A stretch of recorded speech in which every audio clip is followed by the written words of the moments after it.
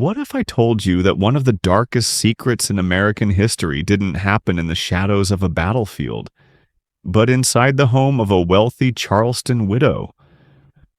A woman who used her power not just to profit from slavery, but to force her own daughters into a system of exploitation, so disturbing that most history books refuse to mention it.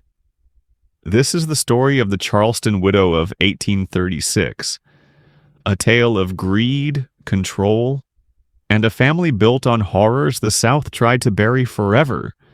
Before we uncover this hidden chapter of America's past, make sure you hit that subscribe button, turn on notifications, and drop a comment telling me where in the world you're watching from. Your support helps bring these forgotten stories into the light.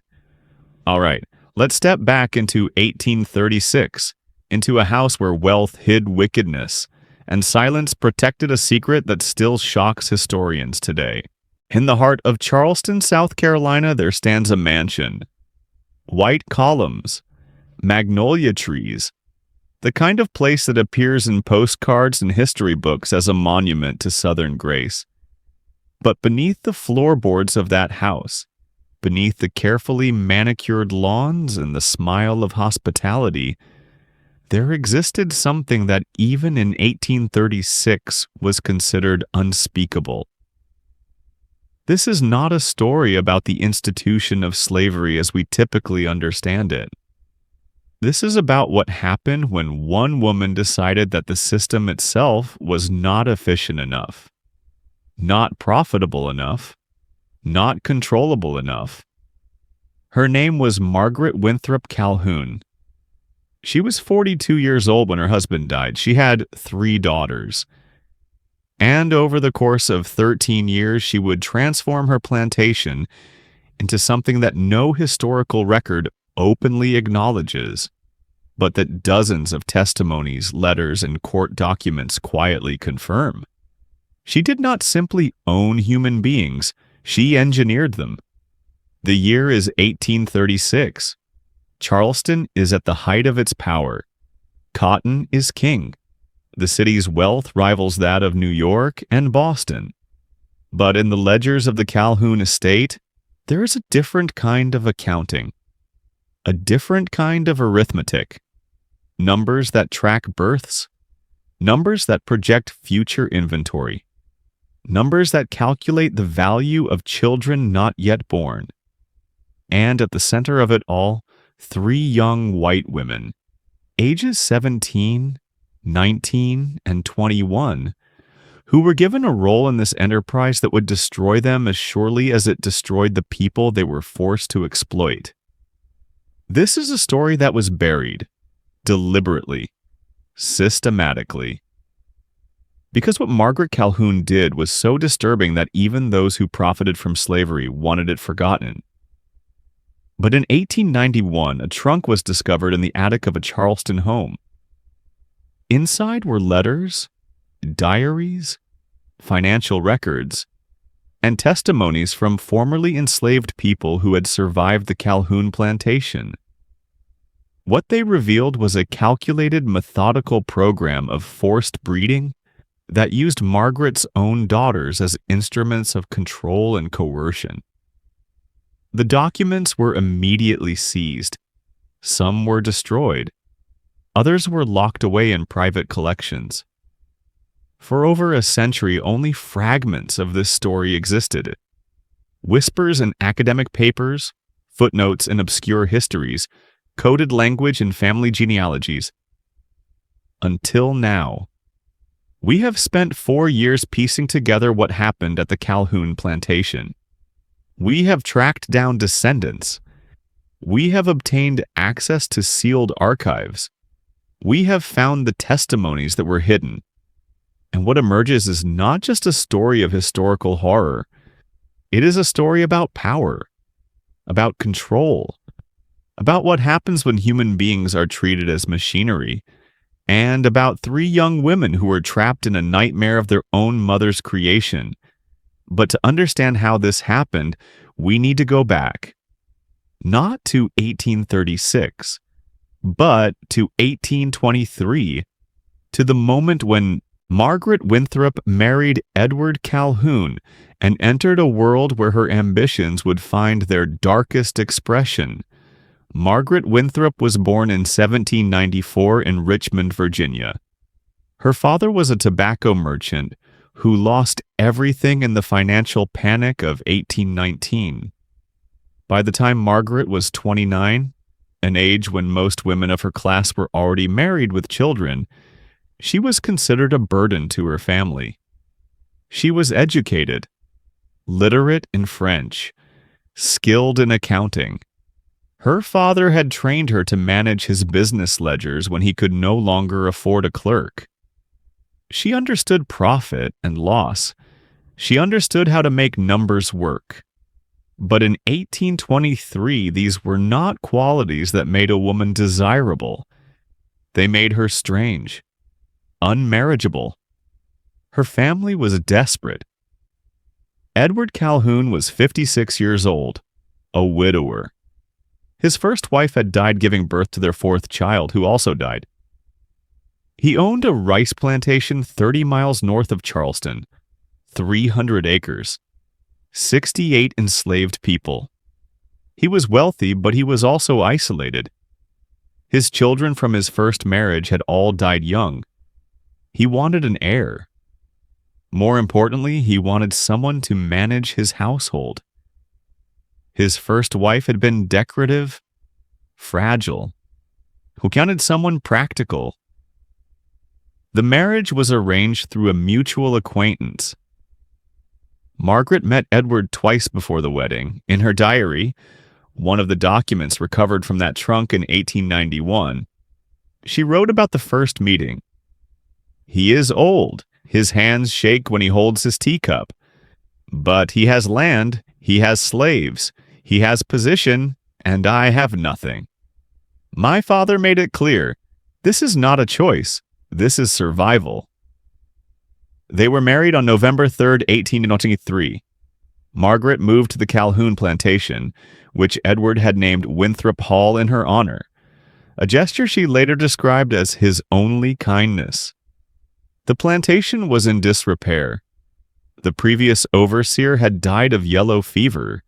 The enslaved population was restless. Production was down.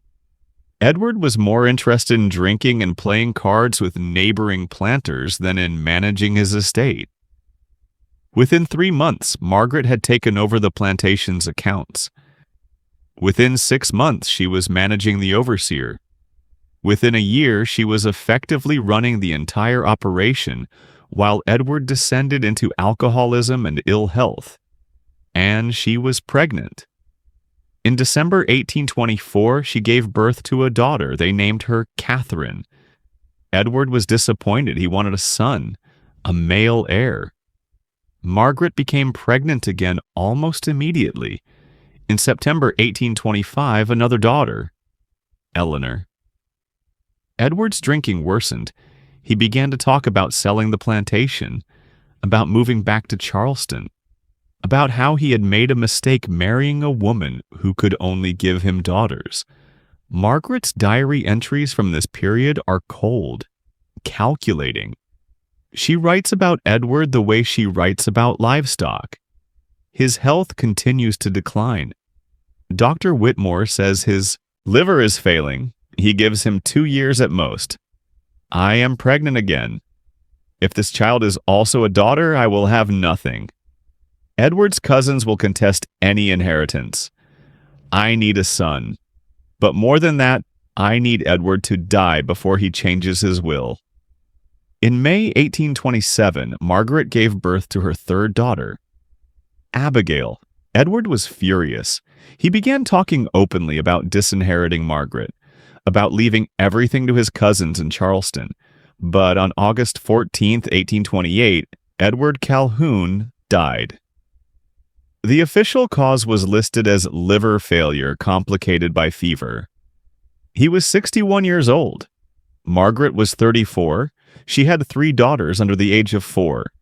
And she had a plantation that was legally hers, but only if she could prevent Edward's family from contesting the will.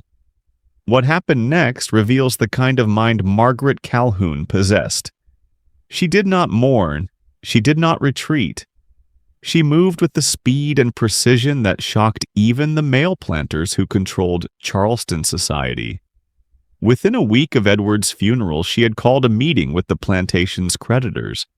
She presented them with a 5-year plan for increased production. She showed them accounting projections. She demonstrated that she understood rice cultivation, market prices, and labor management better than Edward ever had. She convinced them to give her time. But Margaret understood something that the creditors did not yet realize. Rice was becoming less profitable. Cotton was the future, and cotton required a different kind of labor force. It required more people, younger people, people who could work faster and longer. The slave trade had been officially abolished in 1808. You could no longer legally import enslaved people from Africa. The domestic slave trade was booming, but it was expensive. Purchasing enslaved people from other states meant enormous capital outlay. But there was another way to increase your labor force, a way that required no capital, no purchases, no transport costs. You bred them. This was not unusual. Every plantation owner understood that enslaved women who had children were increasing the owner's wealth. But it was typically a passive process, a byproduct of the system rather than its focus. Margaret Calhoun looked at the numbers differently. She calculated that an enslaved woman might have 6 to 8 children over her lifetime. Those children would reach working age in 12 to 14 years. Each child represented a capital value of approximately $400 to $800, depending on gender and health. If you had 10 women of childbearing age and each had 6 children, that was 60 new enslaved people over 20 years. That was $30,000 in asset value without spending a single dollar on purchases. But there was a problem. Pregnancy and childbirth took women out of the fields. Infant mortality was high. Many children did not survive to working age. Margaret began to wonder, what if the process could be controlled? What if you could ensure healthier pregnancies? Lower infant mortality? What if you could select for specific traits, strength, health, intelligence? What if you treated human reproduction the way you treated livestock breeding? This is where the story turns. Because Margaret did not just theorize about this, she implemented it, and she used her own daughters to do it. In 1829, Margaret Calhoun began to restructure her plantation. She sold the rice fields and converted the land to cotton. She purchased 12 additional enslaved people, 6 men, 6 women, all under the age of 25. But she also did something unusual. She built new quarters, separate from the main slave quarters. Smaller, cleaner, with better ventilation. The other planters in the area noticed. At social gatherings, they asked Margaret about her experiment. She told them she was testing whether improved living conditions led to better productivity. They found this amusing, quaint, the kind of thing a woman might think was important. They had no idea what she was really building. In her private ledgers recovered from that trunk in 1891, Margaret began tracking the enslaved women on her plantation with a level of detail that went far beyond standard record keeping. She recorded their menstrual cycles, their general health, their body types. She made notes about which women had successfully carried pregnancies to term, which women had experienced miscarriages or stillbirths. She identified 7 women who she determined were optimal breeders. These women were moved to the new quarters. They were given better food, more rest. They were exempted from the hardest field labor, and they were assigned specific male partners. Margaret selected the men based on physical characteristics: height, strength, absence of scars or deformities. She recorded their lineage, who their parents were, whether they had siblings, what kind of workers they had been. She was creating bloodlines, breeding programs, like horses, like cattle. But Margaret quickly realized that this system had limitations. The enslaved men and women resisted. They formed their own partnerships, their own families. They found ways to subvert the system to be with the people they chose, rather than the people Margaret assigned. Margaret needed more control, more direct supervision, more immediate consequences for disobedience. And this is when she made the decision that would define everything that followed. She decided to use her daughters. Catherine, Eleanor, and Abigail were now 5, 4, and 2 years old. Margaret began their education. Not the typical education of Southern girls. She did not teach them embroidery and piano and how to manage servants. She taught them anatomy, reproduction, animal husbandry. She taught them how to read medical texts, how to identify signs of pregnancy, how to assist with childbirth. By the time Catherine was 10 years old, she had attended more than 30 births.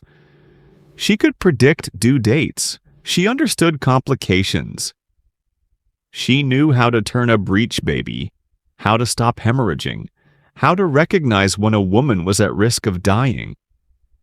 Margaret was training her daughters to be overseers of human reproduction. But it was more than that. Margaret understood that the enslaved population feared white people, but they feared white women in a different way. White women represented domestic power, social power, the power to separate families, to punish children, to control the most intimate aspects of daily life. Margaret positioned her daughters as guardians, protectors. She told the enslaved women that Catherine, Eleanor, and Abigail would ensure safe births, would provide better food during pregnancy, would make sure their children were healthy. But there was a price. The women had to follow Margaret's instructions. They had to accept the partners Margaret chose. They had to submit to examinations, to monitoring, to control. And if they refused, their children would be sold. Immediately, no warnings. This was the system. This was the machinery. And Margaret's daughters were the human face of it. By 1835, the system was fully operational. 12 enslaved women were living in the breeding quarters.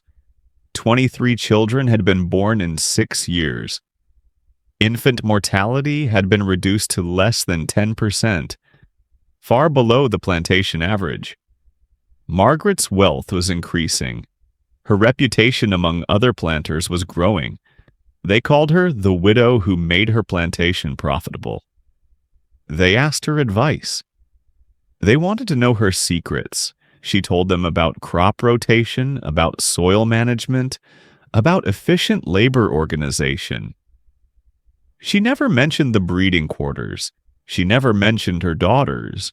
She never mentioned the system that was generating most of her new wealth. Because by 1835, something else was happening. Something Margaret had not anticipated. Her daughters were growing up. Catherine was 11, Eleanor was 10, Abigail was 8, and they were beginning to understand what they were part of. There are no photographs of Catherine, Eleanor, and Abigail Calhoun. No portraits, no physical descriptions beyond the most basic details of legal documents and letters. But we have their words, fragments of diaries, letters they wrote to each other, testimonies they gave decades later when the system finally collapsed. And what emerges is a portrait of three young women who were trapped in a nightmare that their mother had created, and that they did not know how to escape. Catherine was the oldest. In the few writings we have from her, she comes across as analytical, precise. She describes the breeding system the way a scientist might describe an experiment. She records data. She notes patterns. She seems to maintain an emotional distance from what she is doing, but there are moments when the mask slips. In a letter she wrote to Eleanor in 1839, when Catherine was 15 and Eleanor was 14, she writes, "I do not sleep well anymore. I hear the women crying at night. I hear the babies. I know their names now. I know which ones are healthy and which ones are weak. Mother says I must not think of them as people. She says they are property. She says this is no different than breeding horses or dogs. But horses do not look at you the way these women look at me. Horses do not beg." Eleanor was different. Where Catherine tried to maintain distance, Eleanor tried to find justification. In her diary entries, she writes about how the enslaved women have better lives than field workers, how their children are healthier, how the system is actually merciful compared to what happens on other plantations. She writes about conversations with her mother where Margaret explains that this is simply the natural order, that some people are meant to lead and others are meant to follow, that the enslaved people are better off under the Calhoun system than they would be anywhere else. Eleanor wanted to believe this. She needed to believe this, because the alternative was too terrible to contemplate. But by 1837, when Eleanor was 12, she was beginning to see the cracks in her mother's logic. She wrote about a woman named Sarah. Sarah was 19 years old. She had been at the plantation since she was 15. She had given birth to 3 children in 4 years. All 3 had survived, a remarkable success by plantation standards. Margaret had designated Sarah as one of her most valuable breeders. She wanted Sarah to have at least 4 more children. But after the 3rd birth, Sarah began to decline. She was exhausted, malnourished despite the better food. Her body was breaking down. Eleanor was assigned to monitor Sarah, to make sure she was eating, to check her health, to report any problems to Margaret. In her diary, Eleanor describes visiting Sarah in the breeding quarters. She was sitting on her bed, just sitting, staring at the wall. Her children were playing outside. I could hear them laughing. I asked Sarah if she was feeling well. She did not answer. I asked again. She turned to look at me. Her eyes were empty. She said, "Miss Eleanor, I am not a person anymore. I am a machine. Your mama has made me into a machine." I did not know what to say. I told her she needed to eat.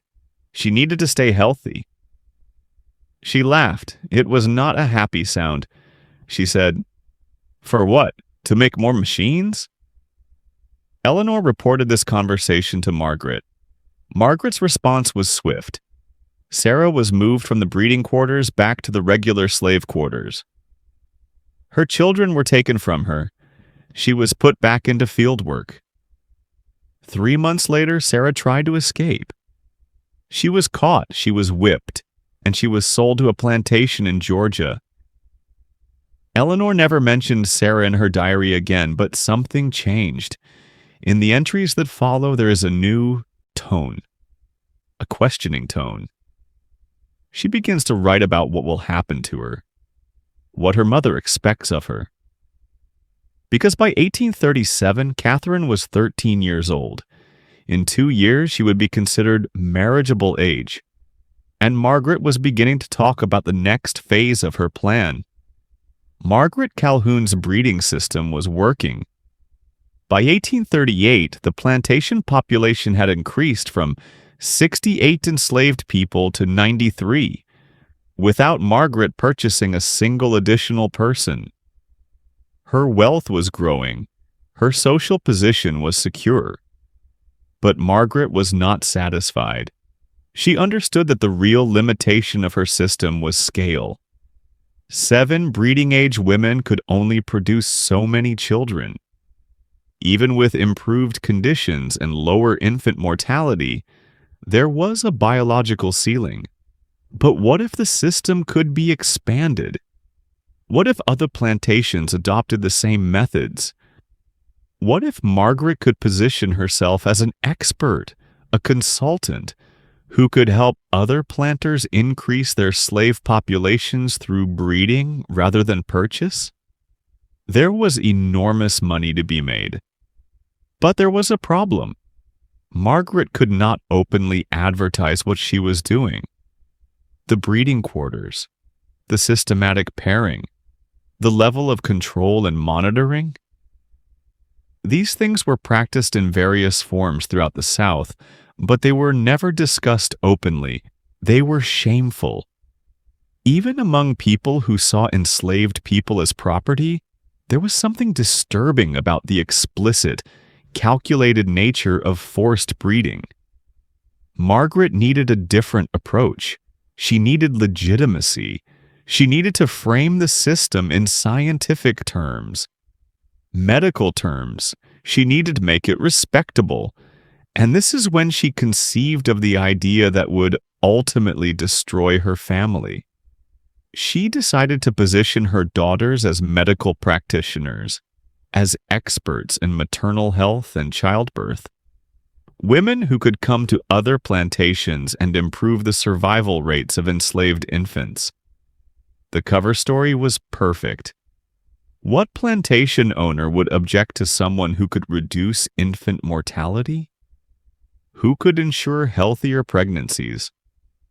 Who could increase the survival rate of valuable property?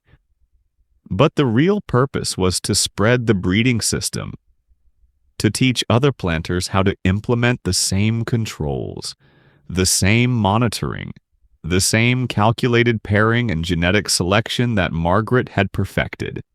In 1838, Margaret began to send Catherine and Eleanor to neighboring plantations. She told the other planters that her daughters had been trained in midwifery and maternal care, that they could help improve birth outcomes. The planters were skeptical at first.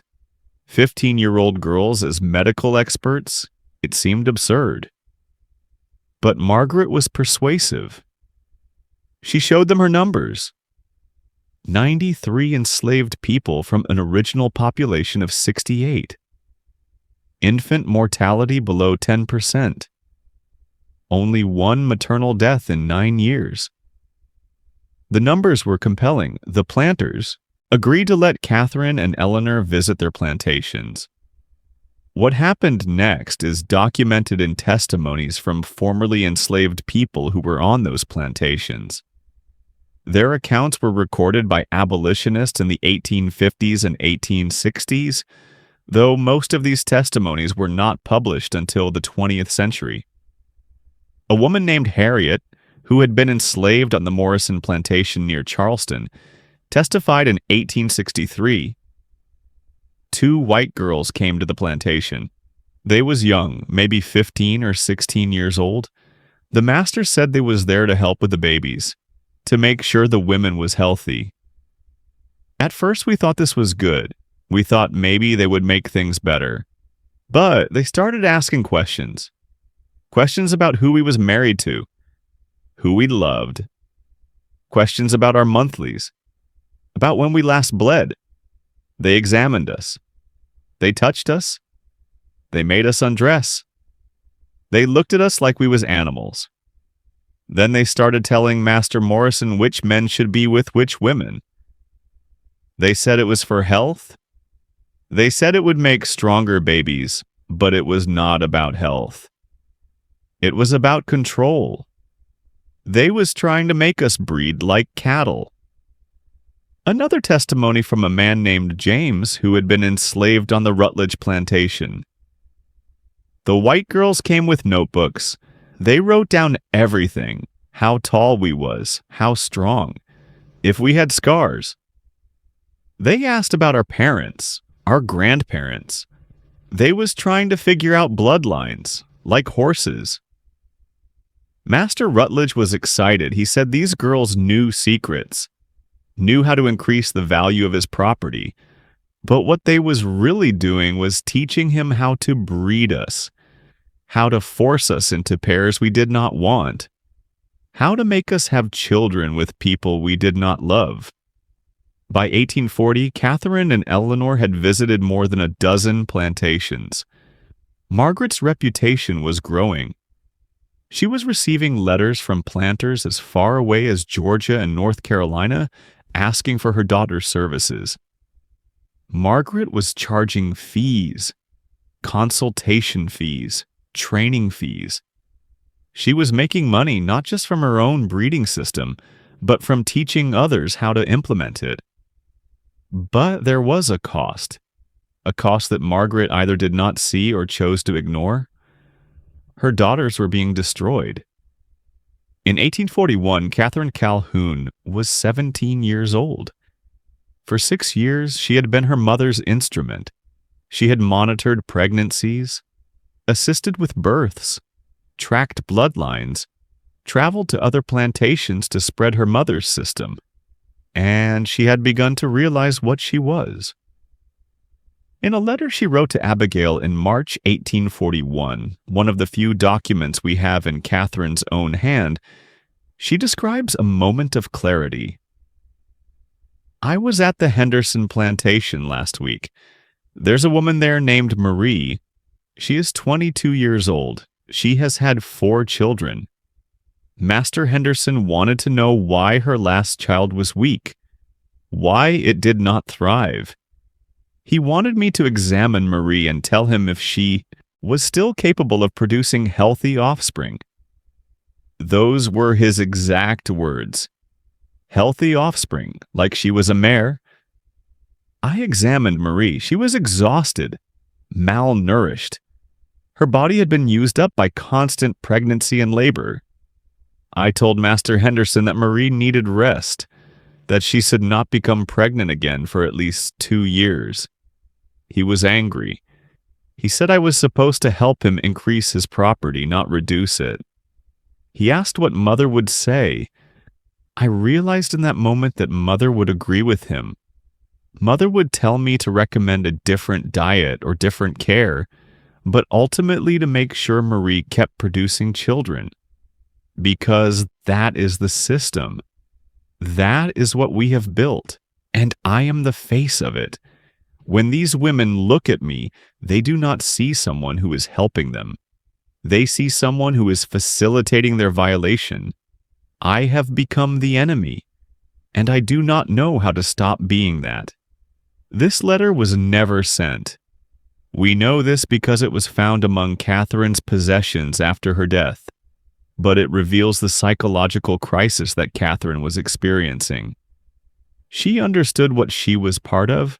She understood the harm she was causing, but she did not know how to escape.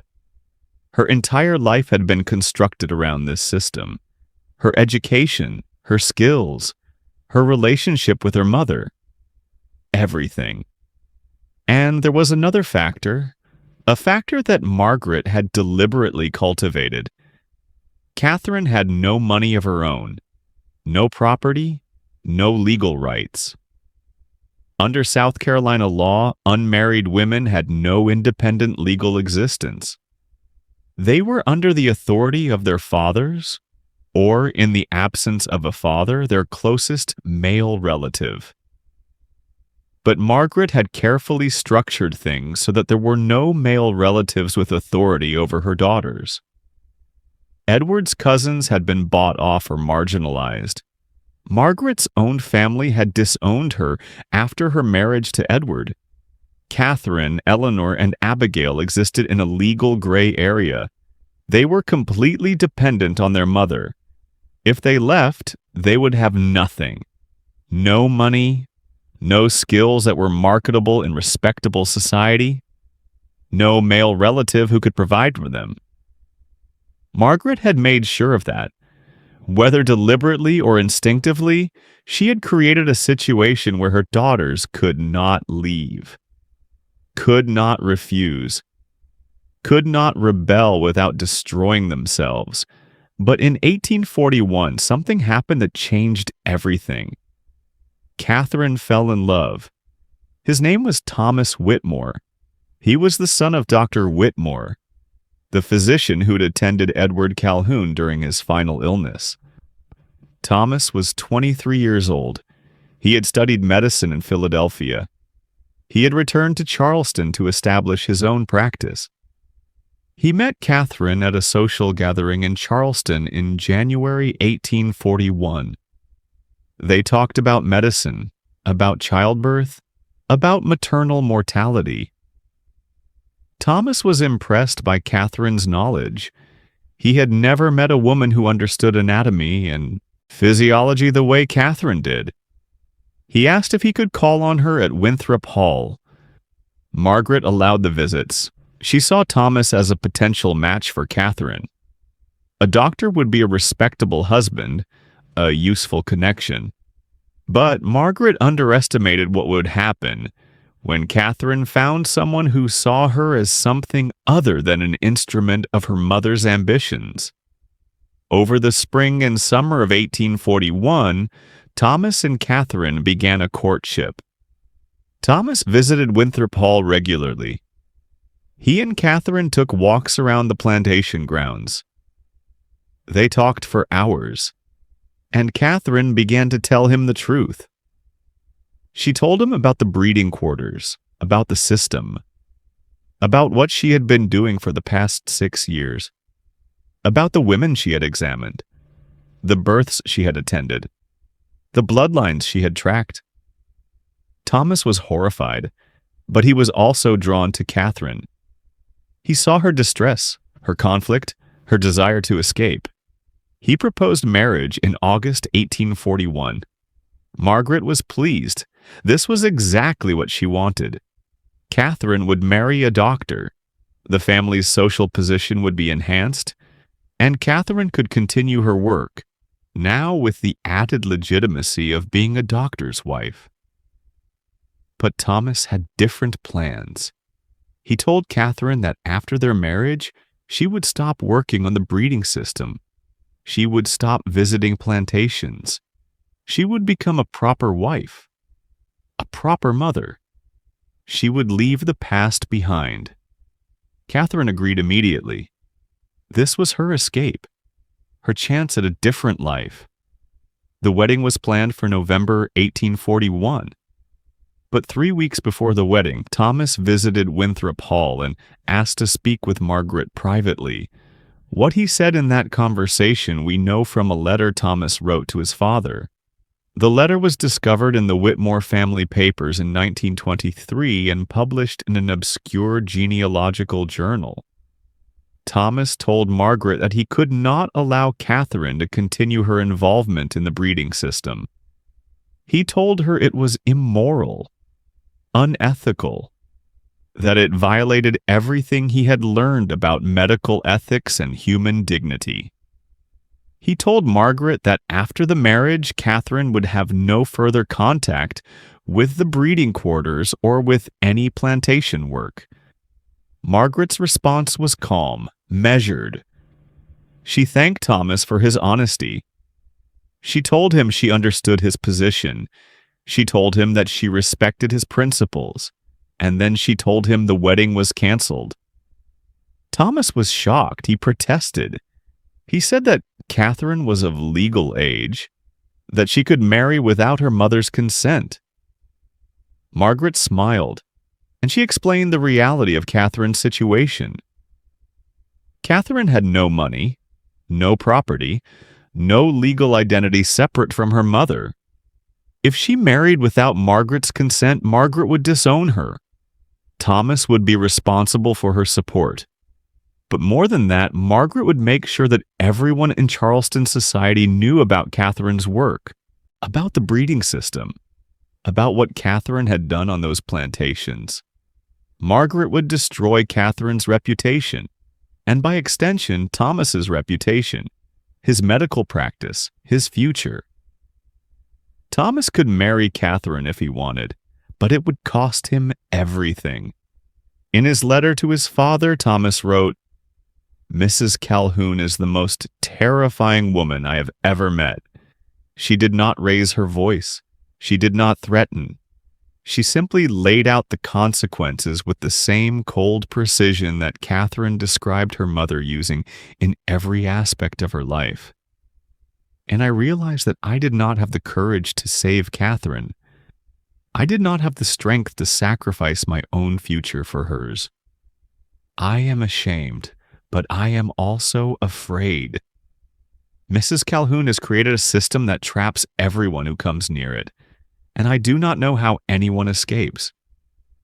Thomas broke off the engagement. He left Charleston and moved to Philadelphia. He never returned. Catherine's response is recorded in a single diary entry from November 1841. "Thomas is gone. My last hope is gone. I am 21 years old, and I have realized that I will never be free. Mother has won. She has always won. And I do not know what happens now." What happened now was that Margaret's ambitions expanded even further, because if Catherine could not escape through marriage, then she would remain Margaret's instrument indefinitely. And Margaret had plans for how to use her. After the collapse of Catherine's engagement, there was a shift in the household at Winthrop Hall. Catherine retreated into silence. She continued her work on the breeding system, but she stopped writing in her diary, stopped engaging with Eleanor, stopped expressing any emotion at all. Eleanor later described this period in a letter she wrote in 1852. "Catherine became a ghost after Thomas left. She moved through the days like a machine herself. She did her work. She attended the births. She traveled to the other plantations when Mother required it. But there was nothing behind her eyes anymore. I tried to talk to her, tried to reach her, but she was gone. The Catherine I had known was dead. What remained was just a shell that Mother used." Margaret seemed satisfied with this development. Catherine had been neutralized. She was no longer questioning, no longer resisting. She was the perfect tool. But Margaret was also aging. She was 47 years old in 1841. She had chronic pain from an old injury. She was becoming less mobile, less able to manage the day-to-day operations of the plantation and the expanding consulting business. She needed to ensure the system would continue after she was gone. She needed to train a successor, and she chose Abigail. Abigail was 14 years old in 1841. Unlike Catherine and Eleanor, Abigail had been raised entirely within the breeding system. She had no memory of a time before the system existed. To her, this was normal. This was simply how plantations worked. Margaret saw Abigail as her masterpiece. Where Catherine had been reluctant and Eleanor had been conflicted, Abigail was compliant, accepting. She asked no moral questions. She expressed no doubts, or so Margaret believed. In 1842, Margaret began to train Abigail in the business aspects of the system. Not just the medical work that Catherine and Eleanor did, but the financial planning, the strategic thinking, the long-term projection of population growth and asset value. Margaret taught Abigail how to calculate the net present value of an enslaved woman based on her childbearing potential, how to project generational increases in slave populations, how to price consultation services, how to negotiate contracts with other planters. She was training Abigail to take over the entire enterprise. By 1843, Abigail was 16 years old and was effectively managing large portions of the breeding system. She oversaw the breeding quarters at Winthrop Hall. She reviewed Catherine and Eleanor's reports from other plantations.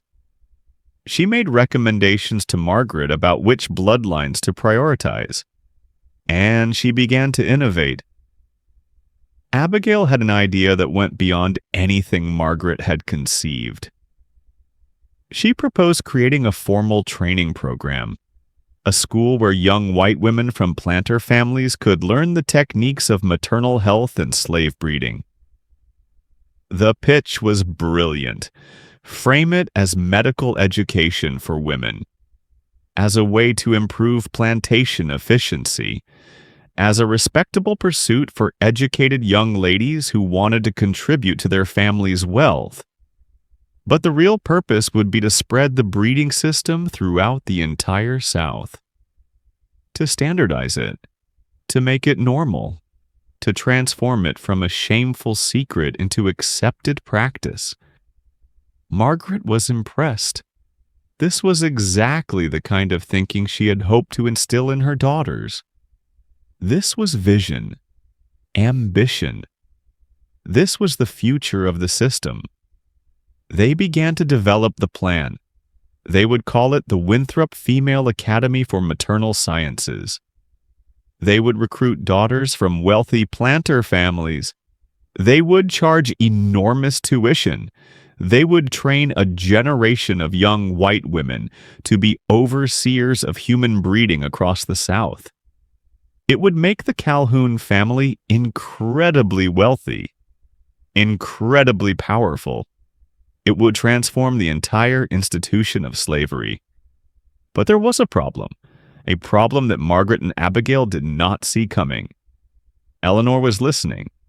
Eleanor Calhoun was 18 years old in 1843. For 9 years, she had been part of her mother's system. She had monitored pregnancies, assisted with births, traveled to other plantations, done everything her mother asked. But unlike Abigail, Eleanor had not lost her capacity for moral questioning. She had simply learned to hide it. After watching what happened to Catherine, how Catherine's attempt to escape had been crushed, Eleanor understood that open resistance was impossible. Margaret was too powerful, too controlling, too willing to destroy anyone who challenged her.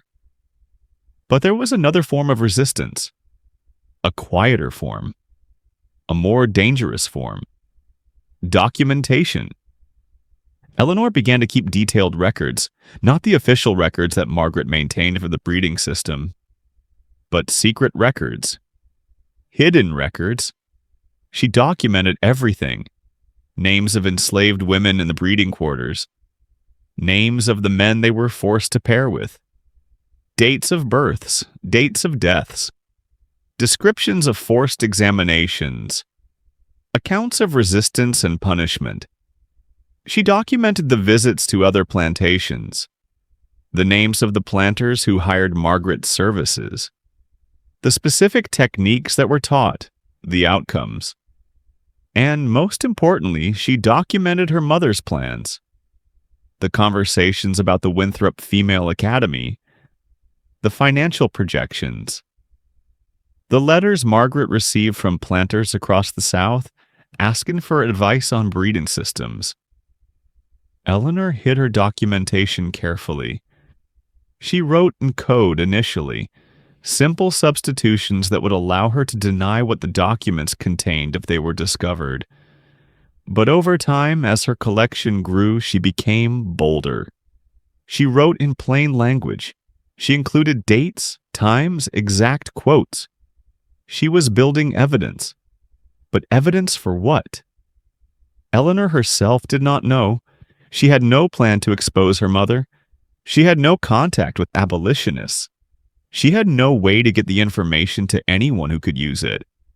She was simply recording the truth, creating a record that the system had existed, that these things had happened, that these people, the enslaved women and men whose lives were being controlled and manipulated, had names, had stories, had suffered in specific, documented ways. In a diary entry from April 1843, Eleanor explained her reasoning. I do not know if anyone will ever read these words. I do not know if this documentation will matter, but I cannot participate in this horror without bearing witness to it. I cannot be part of erasing these people from history. Mother keeps meticulous records of births and deaths and bloodlines, but she records them the way one records livestock. There is no humanity in her ledgers, no acknowledgement that these are people with hearts and minds and souls. So, I will record what she will not. I will write their names. I will write their stories. I will make sure that if this system is ever judged by history, there will be evidence of what truly happened here. Eleanor's documentation eventually filled 3 journals. She hid them in a space beneath the floorboards of her bedroom. She told no one, not Catherine, not Abigail, certainly not Margaret. But Eleanor was not just documenting the past and present. She was also watching for an opportunity, a crack in the system, a moment when Margaret's control might slip. And in the summer of 1844, that moment came. In July 1844, a woman named Rachel arrived at Winthrop Hall. She had been purchased from a plantation in Virginia. She was 26 years old, strong, healthy, exactly the type of woman Margaret looked for in the breeding program. But Rachel was different from the other women Margaret had acquired. Rachel could read. She had been taught by the daughter of her previous owner, a secret education that was illegal in Virginia, but that had happened anyway. More importantly, Rachel had been part of a failed escape attempt in Virginia. She had been caught, punished, sold south as a result. But the experience had not broken her. It had hardened her. Margaret did not know any of this when she assigned Rachel to the breeding quarters. She saw only the external characteristics, the physical health, the breeding potential. She assigned Rachel to a man named Samuel. Samuel was one of the strongest workers on the plantation. Margaret wanted to see what kind of children they would produce. But Rachel refused. Openly, publicly, in front of the other women in the breeding quarters. Margaret was informed immediately. She went to the breeding quarters herself, accompanied by Catherine and Eleanor. What happened next is documented in Eleanor's secret journals. Mother stood in front of Rachel and told her that she would accept the pairing or she would be whipped.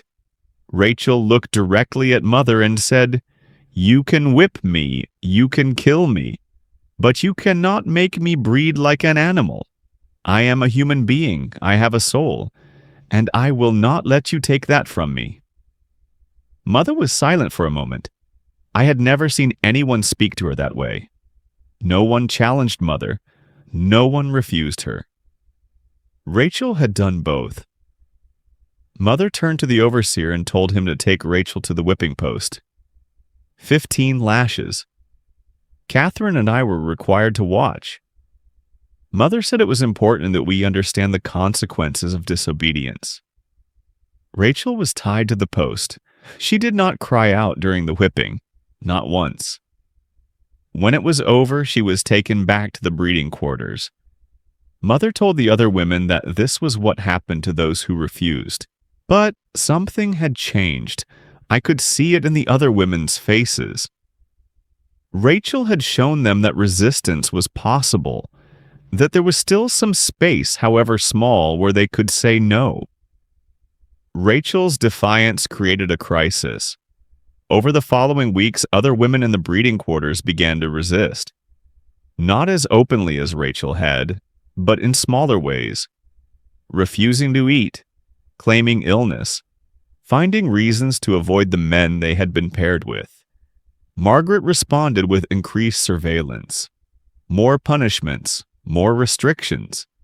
But the resistance continued, and then in August 1844, something happened that Margaret had not anticipated. Catherine joined the resistance. It was a small act, almost imperceptible. But Eleanor documented it. We were in the breeding quarters examining a woman named Hannah. She was 4 months pregnant. Mother wanted to know if the pregnancy was progressing normally. Catherine did the examination. Afterward, Mother asked Catherine if Hannah was healthy enough to continue field work during the pregnancy. Catherine said no. She said Hannah needed rest. Complete rest. No labor at all until after the birth. Mother was suspicious. She asked Catherine if Hannah was truly at risk, or if Catherine was being overcautious. Catherine looked directly at Mother and said, "Hannah is at severe risk. If she continues to work, she will lose the baby, possibly lose her life." I knew Catherine was lying. Hannah was healthy. The pregnancy was normal. Catherine was protecting Hannah from labor, from exhaustion. It was the first time I had seen Catherine actively work against Mother rather than simply comply. Mother accepted Catherine's judgment. She had to. Catherine was the medical expert, but I saw the look in Mother's eyes she suspected, and I knew that Catherine had put herself in danger. Over the following months, Catherine began to misdiagnose regularly. Women who were healthy were declared at risk. Women who could work were declared unable. Pregnancies that were progressing normally were declared complicated. Margaret's breeding system began to slow down. Production decreased. Fewer births. Fewer healthy outcomes. Margaret knew something was wrong, but she could not prove that Catherine was deliberately sabotaging the system. And she could not replace Catherine. Catherine's expertise was essential. The entire enterprise depended on it. This was the moment Eleanor had been waiting for. The crack in the system. The moment when Margaret's control was not absolute. Eleanor went to Rachel in the breeding quarters, secretly, at night. And she told Rachel something that would change everything. I told Rachel that I was documenting everything, every name, every birth, every punishment, every forced pairing. I told her that I did not know if the documentation would ever matter, but that it existed, that there was a record. Rachel looked at me for a long time. Then she said, "Why are you telling me this?" I said, "Because I need you to know that you are not forgotten, that your resistance is not invisible, that someone is bearing witness." Rachel asked me what I planned to do with the documentation. I told her the truth. I did not know. Rachel said, "Then let me tell you what to do. Find someone who can use it. Find someone who will tell the world what is happening here. Find someone who can make it stop." Eleanor knew Rachel was right. Documentation without action was meaningless. But how could Eleanor get the information to someone who could use it? She had no contact with the outside world beyond the plantation and the social circle of Charleston elites, people who benefited from slavery and would never oppose it. But there was one possibility, one connection that Eleanor had heard about but never pursued. Her mother's brother, Eleanor's uncle, a man named Jonathan Winthrop, who had left Virginia in 1825 and moved north to Philadelphia. A man who had reportedly become involved in abolitionist circles. A man who Margaret never spoke about and had forbidden her daughters from contacting. Eleanor had no way to know if the rumors about Jonathan were true. She had no way to contact him directly, but she knew his name. She knew he lived in Philadelphia, and she knew that if she could somehow get her documentation to him, there was a chance, however small, that he could use it. The question was how to get the journals out of Winthrop Hall without Margaret discovering they were gone. How to get them to Philadelphia. How to do all of this without implicating herself or Catherine, or putting the enslaved people at Winthrop Hall in even greater danger. Eleanor spent months planning, and in the spring of 1845 an opportunity presented itself. In March 1845, Margaret received a letter from a planter in Georgia named William Crenshaw. Crenshaw owned a large cotton plantation and had heard about Margaret's consultation services. He wanted to hire Catherine and Eleanor to visit his plantation and assess his breeding program. The visit would take 2 weeks. Catherine and Eleanor would travel by coach to Georgia, stay at the Crenshaw plantation, and return to Charleston. For Eleanor, this was the opportunity she had been waiting for. The journey to Georgia would take them through multiple towns with post offices, towns where she might be able to mail her journals to Philadelphia without Margaret knowing. But there were problems. Catherine and Eleanor would be traveling with an escort, a male slave named Isaac, who Margaret trusted to ensure her daughters did not deviate from their instructions. And Eleanor could not carry 3 journals without the weight and bulk being noticed. Eleanor solved the first problem by confiding in Catherine. It was a risk. Catherine had been broken by the collapse of her engagement. She had become compliant, silent. But Eleanor gambled that beneath the compliance, Catherine still wanted to resist. She was right. When Eleanor told Catherine about the documentation and her plan to send it north, Catherine's response was immediate. "Yes, do it. Whatever you need from me, I will help. I do not care what happens to me anymore, but if there is a chance that this documentation can expose what Mother has built, then we have to take it." The second problem, the physical transportation of the journals, was more difficult. Eleanor could not carry 3 full journals without them being discovered. So she made a decision.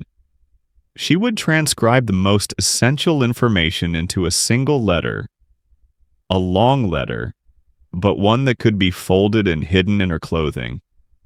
For 2 weeks before the journey, Eleanor worked at night, transcribing her documentation, names, dates, descriptions of the breeding system, Margaret's plans for the Winthrop Female Academy, the techniques that were being taught to other planters.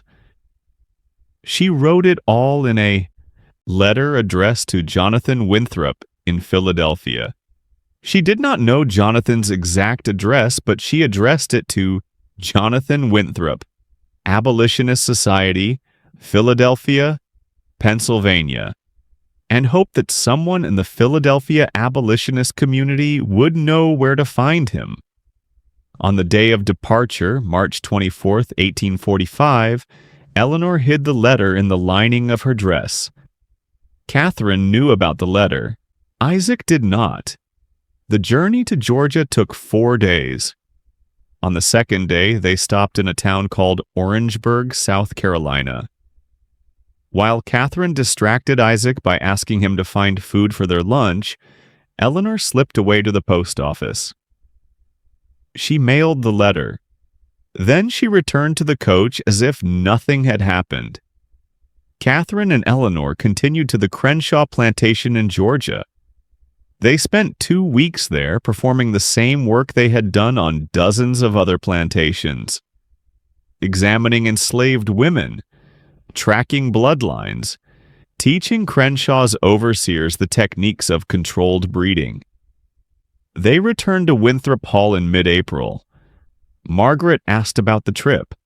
They reported that it had been successful, that Crenshaw was pleased, that he had paid handsomely for their services. Margaret was satisfied. She had no idea that Eleanor had sent documentation of her entire system to Philadelphia. But Eleanor had no way of knowing if the letter had arrived. No way of knowing if Jonathan Winthrop had received it. No way of knowing if he would do anything with it. All she could do was wait. and continue to document, and hope that somewhere in the North, someone was reading about what was happening at Winthrop Hall. The letter arrived in Philadelphia in early May 1845. It was delivered to the office of the Pennsylvania Anti-Slavery Society. The society's secretary, a man named William Still, opened the letter and began to read. What he found left him shaken. He had seen many testimonies from escaped slaves, many descriptions of the horrors of plantation life. But this was different. This was documentation from inside the system, from white women who were actively participating in it. And it described a level of calculated, systematic abuse that went beyond even the worst accounts he had heard. Still immediately tried to locate Jonathan Winthrop. It took 3 weeks, but he eventually found him. Jonathan was indeed involved in abolitionist work, though on the margins. He was not a prominent figure. He was a clerk who donated money to the cause and occasionally helped escaped slaves find safe houses. When Still showed him the letter, Jonathan was horrified. The letter described his sister Margaret, a woman he had not seen or spoken to in 20 years, as the architect of a breeding system that treated human beings as livestock. But Jonathan was also skeptical. How could he know the letter was genuine?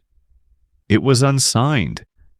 The handwriting was neat and educated, clearly from someone literate, but there was no way to verify its authenticity.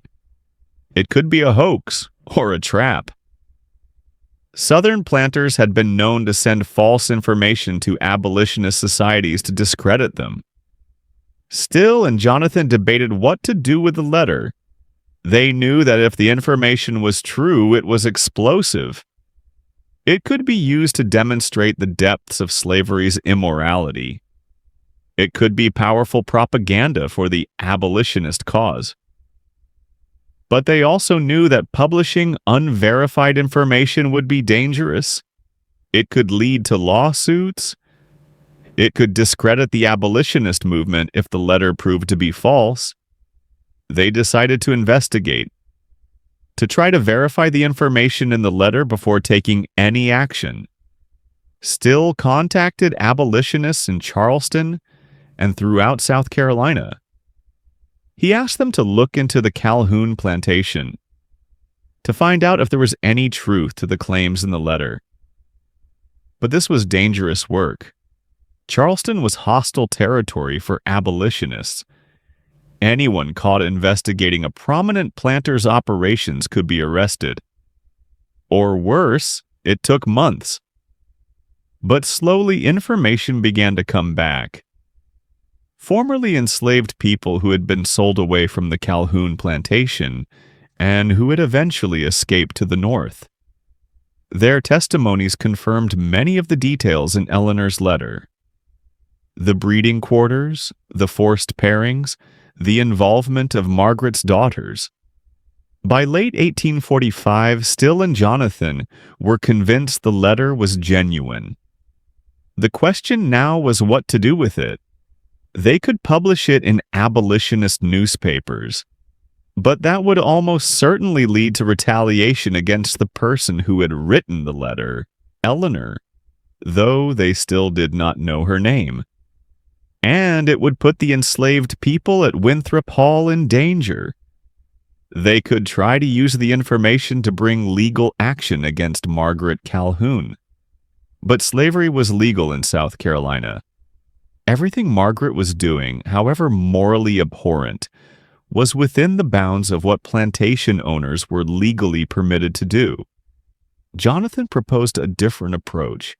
He wanted to write back to the author of the letter, to establish contact, to find out if there was a way to help the enslaved people at Winthrop Hall escape, to coordinate some kind of rescue operation. But there was no return address on the letter, no way to contact the author. Eleanor had been careful. She had not wanted to implicate herself. Still and Jonathan were at an impasse. They had documentation of an atrocity, but they had no way to act on it without endangering the very people they wanted to help. So they did the only thing they could do. They archived the letter. They included it in their private records, and they waited, hoping that somehow the author of the letter would find a way to contact them again. Meanwhile, at Winthrop Hall, Eleanor had no idea whether her letter had reached its destination. She had no idea that abolitionists in Philadelphia were trying to figure out how to help her. She had no idea that her documentation was sitting in an archive, waiting for the right moment to be used. All she knew was that the system was continuing, that Margaret's plans for the Winthrop Female Academy were moving forward, that the breeding program was expanding, and that time was running out. By 1846, Abigail Calhoun was 19 years old. She had become her mother's primary deputy. She managed the breeding quarters at Winthrop Hall. She oversaw the financial operations. She corresponded with planters across the South who wanted to implement similar systems. And she had refined Margaret's vision for the Winthrop Female Academy. She had developed a curriculum. She had identified potential students from wealthy planter families. She had even located a building in Charleston that could serve as the Academy's home. Margaret was impressed. More than impressed. She began to talk about retiring, about handing the entire operation over to Abigail, about moving to Charleston and living as a wealthy widow while Abigail ran the business. But Abigail wanted more than just to run her mother's system. She wanted to expand it, to innovate, to take it to places Margaret had never imagined. In a letter she wrote to a planter in Alabama in early 1846, a letter that was later discovered in his estate papers, Abigail outlined her vision. The current breeding systems used on plantations are inefficient because they rely on chance and individual judgment. What is needed is a scientific approach, a system of record-keeping and bloodline management that tracks multiple generations, a system that can predict outcomes based on parental characteristics, a system that can be taught and replicated across the entire South. The Winthrop Female Academy will train young women to implement this system on their family plantations. Within 20 years, we could double the slave population of the South without purchasing a single person from outside markets. The economic implications are staggering. This is not just about individual wealth. This is about the future of our entire way of life. Abigail was not just continuing her mother's work, she was transforming it into something larger, something institutional. Something that could outlast any individual person or plantation. And she was succeeding. By mid-1846, she had commitments from 6 wealthy planter families to send their daughters to the Winthrop Female Academy. The academy was scheduled to open in January 1847, but Abigail had not accounted for one variable in her calculations. She had not accounted for Rachel. Rachel had been at Winthrop Hall for 2 years. She had endured punishment, isolation, constant surveillance, but she had not broken, and she had been watching, learning, planning. Rachel had figured out something that Margaret and Abigail did not realize. The breeding system depended on control, on the enslaved population believing that resistance was futile, that there was no escape, no possibility of freedom. But Rachel knew that this belief could be broken, not through dramatic rebellion, not through violence, but through something simpler, through information. Rachel began to talk to the other enslaved people at Winthrop Hall, not just the women in the breeding quarters, everyone. the field workers, the house servants, the skilled laborers. She told them about her experience in Virginia, about the escape attempt that had failed but that had shown her what was possible. She told them about the Underground Railroad, about abolitionists in the North who helped escaped slaves reach freedom, about communities of free black people in Philadelphia and New York and Boston. Most importantly, she told them that they were not alone, that there were people fighting against slavery, that the system was not as permanent as the Calhouns wanted them to believe. This was dangerous. If Margaret discovered that Rachel was spreading this information, the consequences would be severe, possibly fatal. But Rachel was careful. She talked in whispers. She talked at night. She talked when the overseers were not watching. And slowly the information spread through the enslaved population at Winthrop Hall.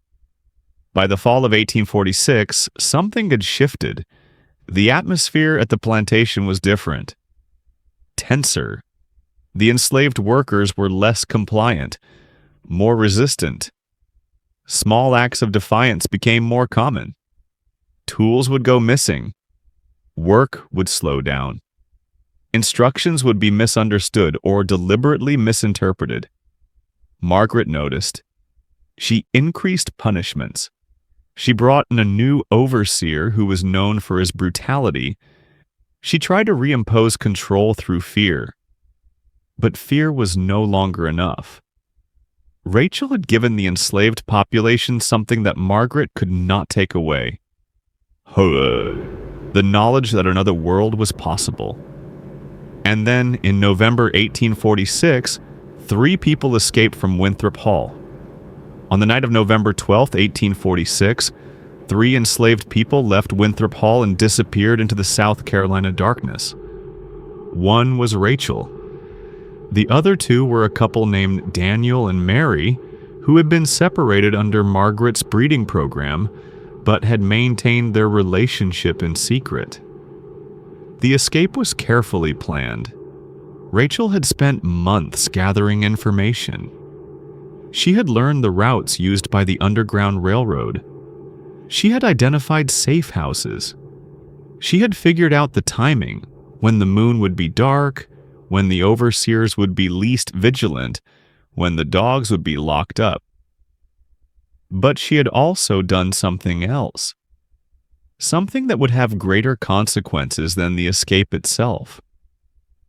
She had convinced Daniel to take something with him. Something Eleanor had given him. 2 of Eleanor's journals. Eleanor had hidden the journals beneath the floorboards of her bedroom for years. But after mailing the letter to Philadelphia, she realized that the journals were evidence. Documentation that could be used against Margaret if they ever reached the right people. She could not mail the journals herself. That would be too risky, too noticeable. But if they could leave with someone who was escaping, someone who might reach the North, then they would be safe. They would be out of Margaret's reach. Eleanor had told Rachel about the journals. Rachel had told Daniel. And on the night of the escape, Daniel had gone to the main house, removed the floorboards, and taken the journals. The escape was discovered the next morning. Margaret was furious. She immediately sent men after the fugitives. She offered a reward. She contacted every planter in the region to be on the lookout. But Rachel had planned well. By the time the pursuit began, she, Daniel, and Mary were already 30 miles away, and they were following a route that would take them north through the backcountry, avoiding major roads and towns. The journey took 6 weeks. They traveled at night. They hid during the day. They relied on the network of safe houses that Rachel had learned about, homes of free black people and sympathetic whites who risked their lives to help fugitive slaves. They nearly got caught twice. Once by slave catchers in North Carolina, once by a patrol in Virginia. But each time they managed to escape, to keep moving, to stay ahead of their pursuers. On December 28th of 1846, Rachel, Daniel, and Mary crossed into Pennsylvania. They were free. They made their way to Philadelphia. And there, Rachel asked for help finding the Pennsylvania Anti-Slavery Society. She had something to deliver, something that would change everything. William Still was working in his office on January 5th, 1847, when 3 people entered, 2 men and a woman. They were exhausted, their clothes were worn, but there was something in their bearing that caught Still's attention. Determination. Purpose. The woman introduced herself as Rachel. She said she had escaped from a plantation in South Carolina. She said she had information, documentation, about a breeding system that needed to be exposed. Then she placed 2 leather-bound journals on Still's desk. Still opened the first journal and began to read. As he turned the pages, he realized what he was holding. This was the source of the letter he had received almost 2 years earlier. This was the detailed documentation that the letter had promised existed. Names, dates, descriptions of forced pairings, accounts of births and deaths, financial projections, letters from planters asking for advice, plans for the Winthrop Female Academy, everything. But more than that, these journals were written in a voice that was personal, intimate. They were not just records, they were testimony. A first-hand account from someone inside the system who was bearing witness to its horrors. Still called for Jonathan Winthrop immediately. When Jonathan arrived and saw the journals, he recognized his sister's name throughout the pages. He recognized references to his family. He realized that the author of these journals and of the original letter was almost certainly his niece. One of Margaret's daughters was documenting her mother's crimes, and she had found a way to get that documentation to the people who could use it. Still and Jonathan spent the next 3 days reading through the journals. They interviewed Rachel, Daniel, and Mary extensively. They corroborated every detail they could. They verified names and dates and events, and they realized they had something unprecedented. They had documentation of slavery's most intimate horrors written by white women who were participants in the system. They had evidence that could not be dismissed as exaggeration or propaganda. They had the words of Margaret Calhoun's own daughter condemning what her mother had built. The question was what to do with it. They could publish the journals immediately, but that would put Eleanor in danger.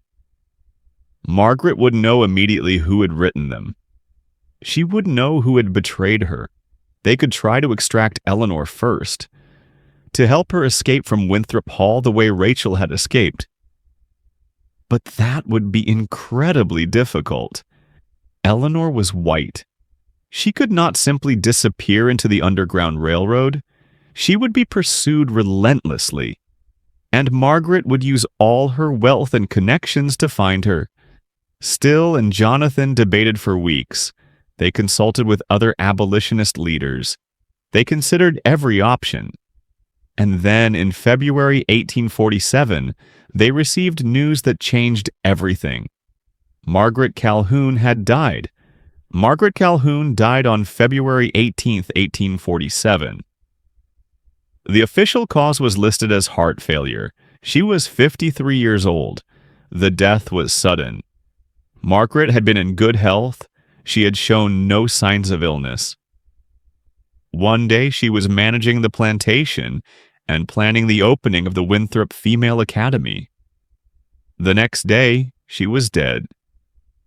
The circumstances were suspicious, but in the context of plantation South Carolina, where wealthy whites died unexpectedly all the time from various ailments, no one investigated too closely. Margaret was buried in the family plot at Winthrop Hall. The funeral was attended by dozens of prominent planters and Charleston society figures. She was eulogized as a successful businesswoman, a devoted mother, a pillar of the community. No one mentioned the breeding quarters. No one mentioned the Winthrop Female Academy. No one mentioned the system that had made her wealthy. But Eleanor knew the truth, and 20 years later, in a statement she gave to a researcher in 1867, she revealed what had really happened. Mother did not die of heart failure. She was poisoned. I know this because I was the one who poisoned her. Eleanor's confession was never published during her lifetime. The researcher who recorded it kept it sealed, understanding the legal and social implications. But after Eleanor's death, the confession was found among the researcher's papers and eventually made its way into historical archives. In the confession, Eleanor explained her reasoning. I had sent the letter to Philadelphia. I had given Rachel the journals, but I knew that as long as Mother was alive, the system would continue. She would rebuild. She would adapt. She would find new ways to control people and profit from their suffering. The only way to stop her was to end her life. I spent months planning. I researched poisons in Mother's medical books. I chose one that would mimic heart failure. I obtained it from a plant that grows wild on the plantation grounds. And on the night of February 17th, I put it in her evening tea.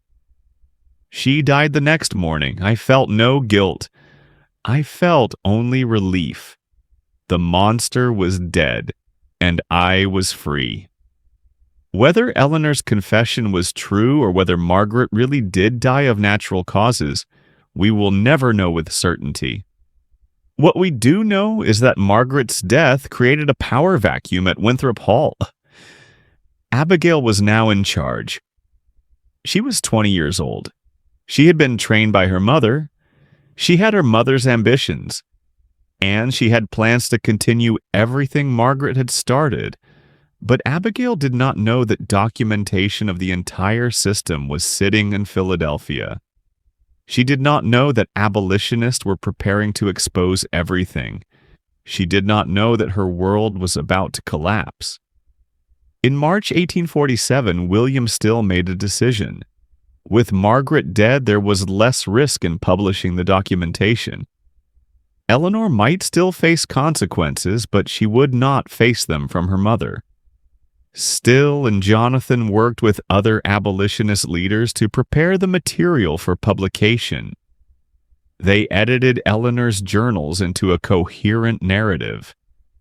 They supplemented them with Rachel's testimony and the testimonies of Daniel and Mary.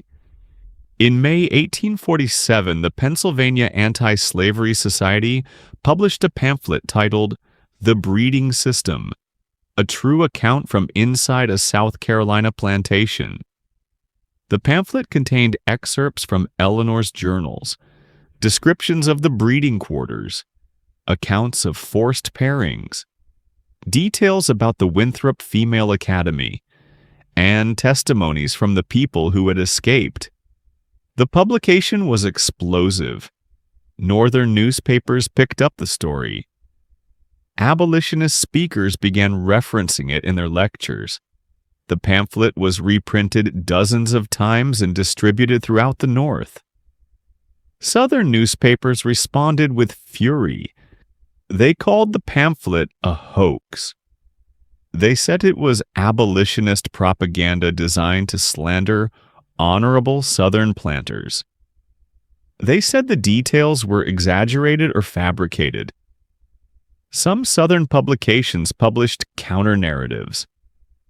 They claimed that Margaret Calhoun had been a benevolent owner who treated her slaves well. They said the breeding quarters were simply better housing for pregnant women.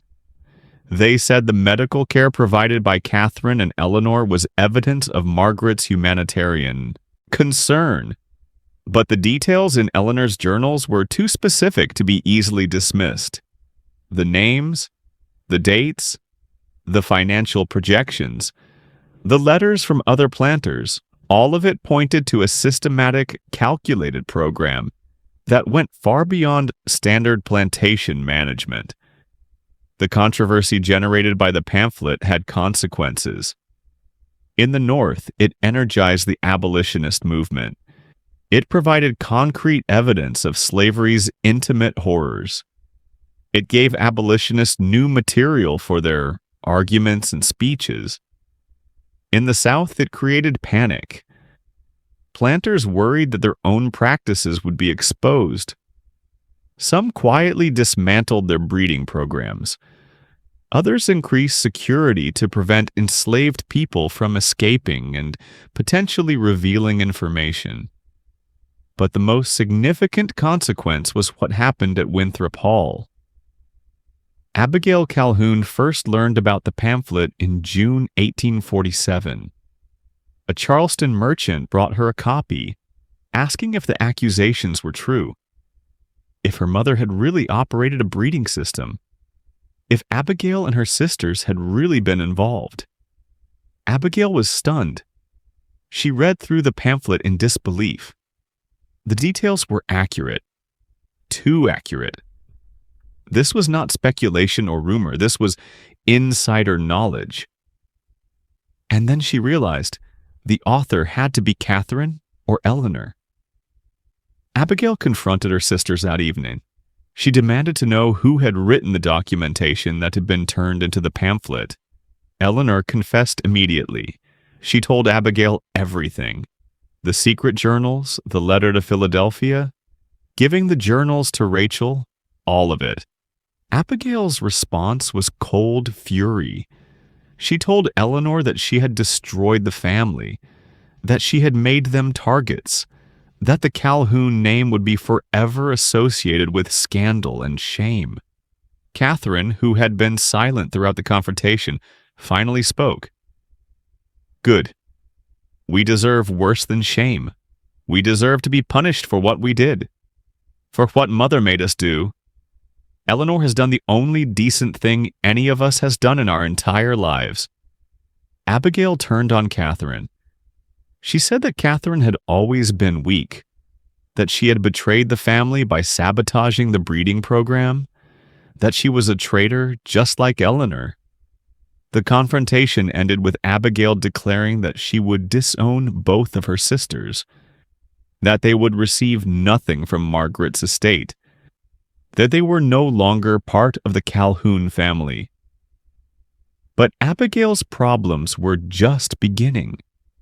The publication of the pamphlet had attracted attention from Charleston authorities, not because they disapproved of breeding systems, those were legal and common, but because the publicity was embarrassing. Charleston's elite families did not want their city associated with the scandal.